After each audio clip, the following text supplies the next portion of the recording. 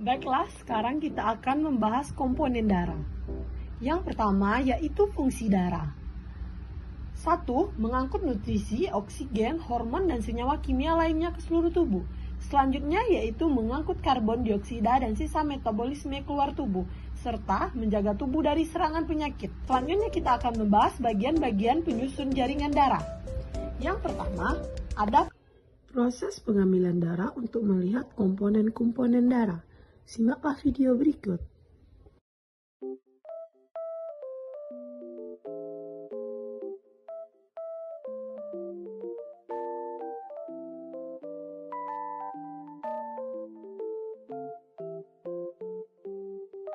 Setelah darah diambil, selanjutnya dimasukkan ke dalam tabung sentrifus. Sampel darah yang telah dimasukkan ke tabung sentrifus selanjutnya dimasukkan ke sentrifus untuk memisahkan zat cair darah dengan zat padat darah.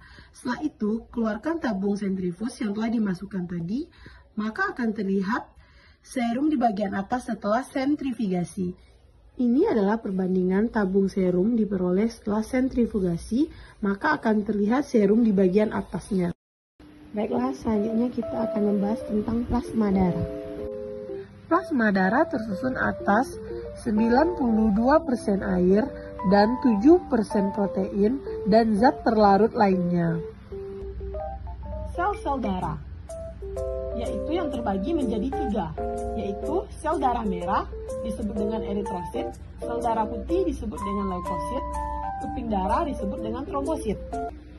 Mari simak video komponen-komponen darah berikut.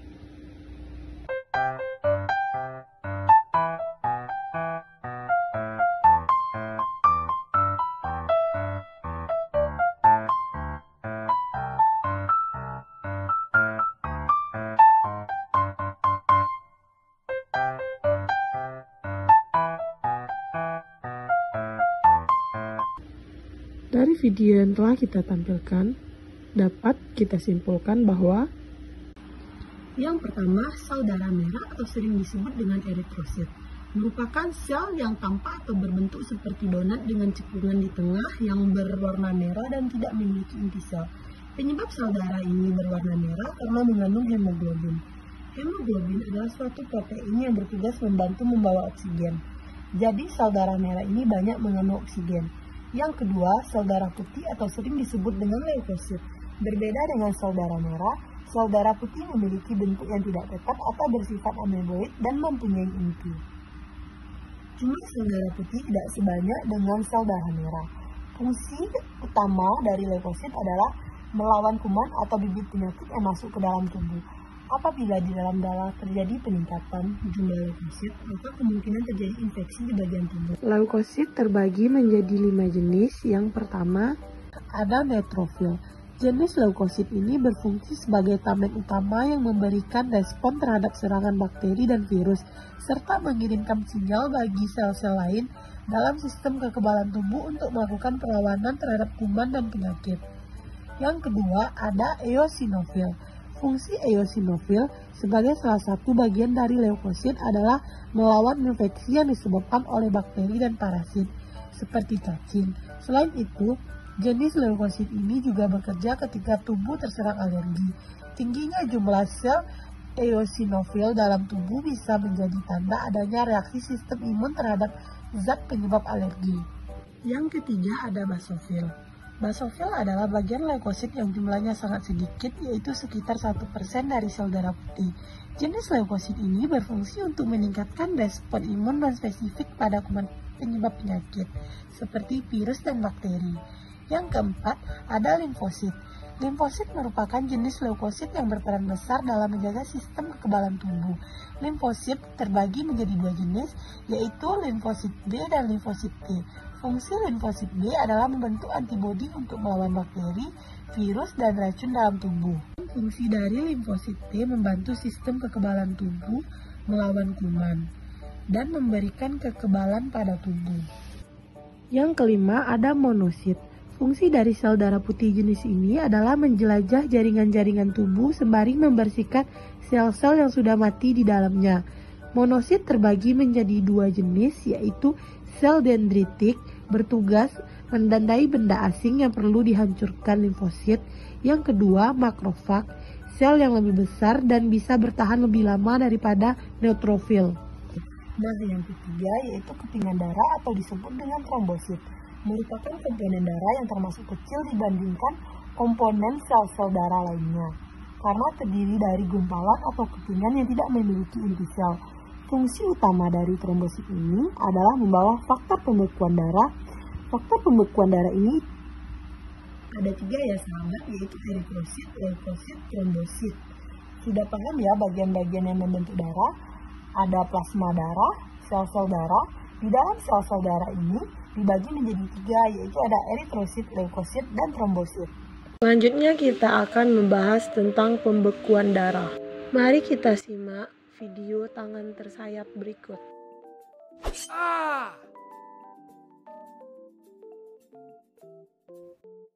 Baiklah, selanjutnya kita akan membahas tentang hemostasis. Hemostasis adalah proses yang mengontrol pendarahan di lokasi cedera.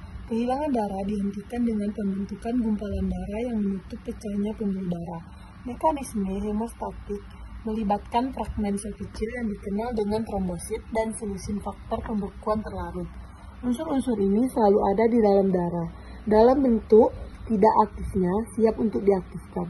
Biasanya dalam beberapa detik setelah terjadinya cedera, saat pembuluh darah rusak, darah terpapar ke komponen jaringan di sekitarnya. Beberapa dari komponen ini mengikat dan mengaktifkan trombosit. Trombosit aktif terlihat dalam semua tahap hemostasis. Yang pertama, mereka mengeluarkan bahan kimia yang menyebabkan pembuluh darah mengerut, sehingga mengurangi kehilangan darah.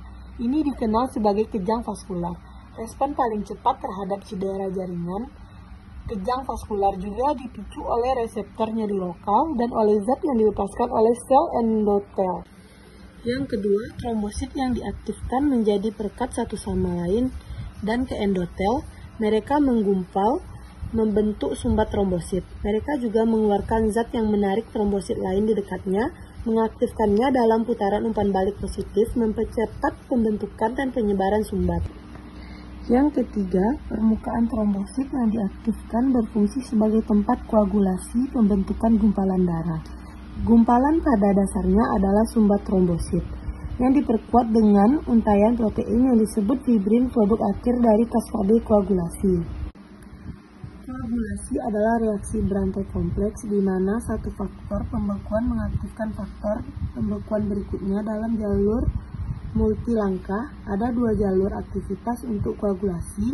Yang pertama ada jalur ekstrinsik, dimulai dengan paparan faktor pembekuan darah ke faktor jaringan atau tisu faktor di jaringan ekstravaskular.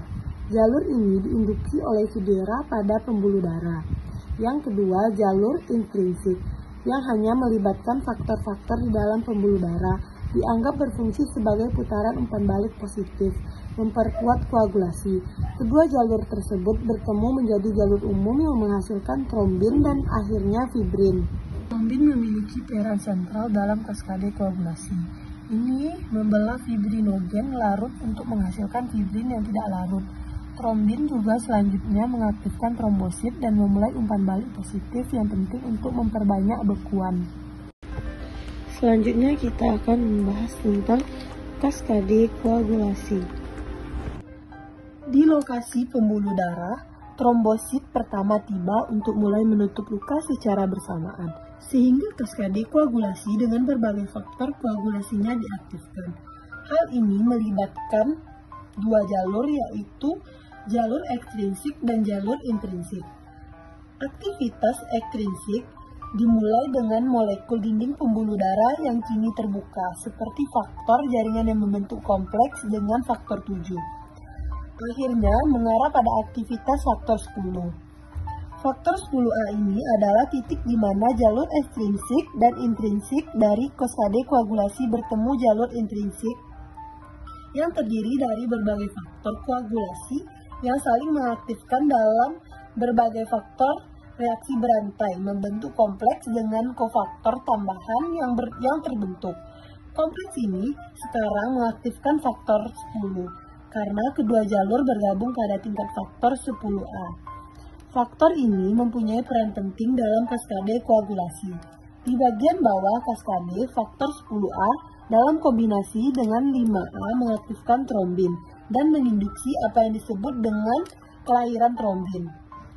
Satu molekul faktor 10A dapat mengkatalisis pembekuan 1000 molekul trombin.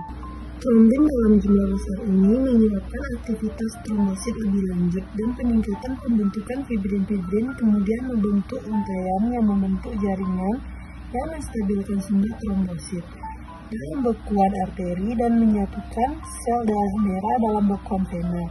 Dapat disimpulkan bahwa peran sentral faktor 10A dalam kaskade koagulasi menjadikannya target yang layak untuk intervensi terpenting dalam pembentuk pembekuan darah yang berubah secara patologis.